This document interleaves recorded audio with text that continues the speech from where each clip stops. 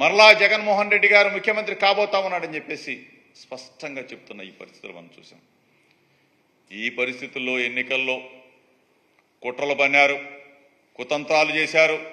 Election commission కొంతమందిని ఎస్పీలను మార్చారు, కొంతమంది కలెక్టర్లను మార్చారు. మార్చిన చోటే గొడవలు జరిగినాయి. ఆ గొడవలు జరిగిన దగ్గర మళ్ళీ ఆ అధికారులను సస్పెండ్ చేశారు. అంటే పరిపాలన సక్రమంగా చేసే ఎస్పీలని, కలెక్టర్లని కావాలని కుట్రపూర్వకంగా మారిస్తే మరలా అదే ప్రాంతంలో గొడవలు జరిగినాయి. మరలా అదే అధికారులని సస్పెండ్ చేశారు. అంటే నిబద్ధతలను గాలికి వదిలేశారు. వ్యవస్థల్ని వాడుకున్నారు. వ్యవస్థల్ని బస్టు పట్టించడంలో చంద్రబాబు నాయుడు అంత దుర్మార్గుడు, బస్టు పట్టించాడు. అయినా సరే ప్రజాస్వామ్య బద్ధంగా జరిగే ఎన్నికల్లో ప్రజాస్వామ్యయుతంగా వైఎస్ఆర్ కాంగ్రెస్ పార్టీ నిలబడ్డాం. ప్రజల ఆశీస్సులతో గెలవబోతా ఉన్నాం.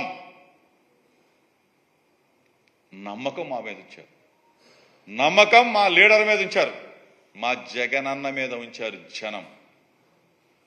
ఎన్ని కుట్రలు పనినా, ఎన్ని విధ్వంసాలు సృష్టించినా, శాంతి భద్రతల్ని విఘాతం కలిగించే విధంగా ప్రవర్తించిన తెలుగుదేశం పార్టీ, జనసేన పార్టీ ఎన్ని దుర్మార్గాలు చేసినా సరే ప్రజాస్వామ్యంలో గెలవబోతా ఉన్నాం. ఈరోజు మా మీద, మా పార్టీ లీడర్ల మీద, ఆఖరికి నా మీద కూడా, మంత్రుల మీద కూడా 302లు 307లు SC/ST యాక్ట్లు పెట్టినా సరే ధైర్యంగా ప్రజాక్షేత్రంలో నిలబడ్డాం, గెలవబోతా ఉన్నాం. వైఎస్ఆర్ కాంగ్రెస్ పార్టీ జెండా రేపరేపలాడబోతా ఉంది. జూన్ 4వ తారీఖున వైఎస్ఆర్ కాంగ్రెస్ పార్టీ శ్రేణులన్నీ కూడా సంబరాలకు సిద్ధం కమ్మని చెప్పేసి మీ ద్వారా కూడా పిలుపునిస్తా ఉన్నాం.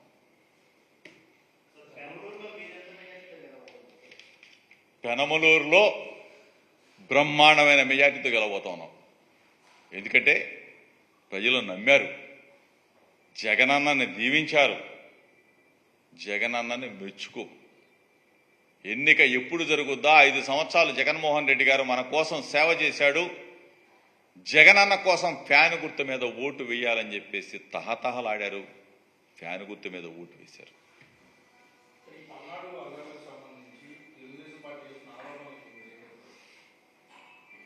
పల్నాడులో శాంతి భద్రతల్ని, ప్రజాస్వామ్యాన్ని కూనీ చేసింది తెలుగుదేశం పార్టీ. అక్కడ అల్లర్లకి ప్రేరణ తెలుగుదేశం పార్టీ, చంద్రబాబు నాయుడే. ఎక్కడ ఏది జరిగినా సరే రెచ్చగొట్టే కార్యక్రమం చేసింది చంద్రబాబు నాయుడే, తెలుగుదేశం పార్టీనే. మేము ప్రజాక్షేత్రంలో శాంతియుతంగా ఉన్నాం. మేము ప్రజల పక్షాన ఉన్నాం, ప్రజలు మా పక్షాన ఉన్నారు. ఈ పరిస్థితుల్లో ప్రజలు ఓటు వేయడానికి మాకు సిద్ధంగా ఉంటే మా పార్టీ మేమెందుకు అల్లరి చేస్తాం? మేమెందుకు రెచ్చగొడతాం?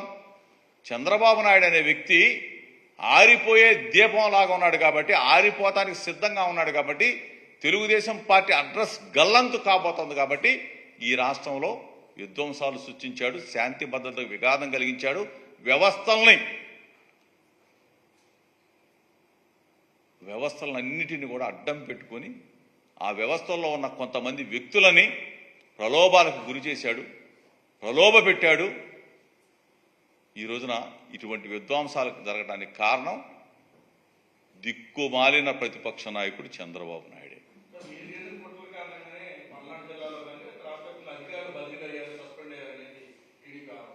అసలు మేము కుట్రలు చేయాల్సిన అవసరం మాకేముంటుంది? అధికారులు ఉన్నారు, ఎలక్షన్ కమిషన్ వచ్చింది. ఆ ఎలక్షన్ కమిషన్కి తెలుగుదేశం పార్టీ ఆ పురంధరేశ్వరి కొంతమంది అధికారుల మీద రిపోర్ట్ ఇచ్చారు. దాని ఆధారంగా ఆ జిల్లాల్లో ఉన్న అధికారులను మార్చారు. ఆ జిల్లాల్లో ఉన్న అధికారులను మార్చారంటే సమర్థవంతులు, అంతకన్నా సమర్థవంతులు వేస్తారని అనుకుంటాం కదా. మరి అక్కడే అల్లర్లు జరిగినాయి, అక్కడే ఇబ్బంది పెట్టారు, మళ్ళీ ఆ అధికారులనే సస్పెండ్ చేశారు. అంటే ఉన్న అధికారులు సమర్థవంతులైతే ఆ సమర్థవంతమైన అధికారులను తీసేసి అక్కడే మళ్ళీ కొంతమంది అధికారులు వేసి అక్కడే వాళ్ళని సస్పెండ్ చేశారంటే వ్యవస్థను ఏ విధంగా మేనేజ్ చేశారు, వ్యవస్థను ఏ విధంగా వాడుకున్నారు, అల్లాలకు ఏ విధంగా పాల్పడ్డారు. ఇది చంద్రబాబు నాయుడు నైజం. వ్యవస్థల్ని భ్రష్టు పట్టిస్తాడు చంద్రబాబు.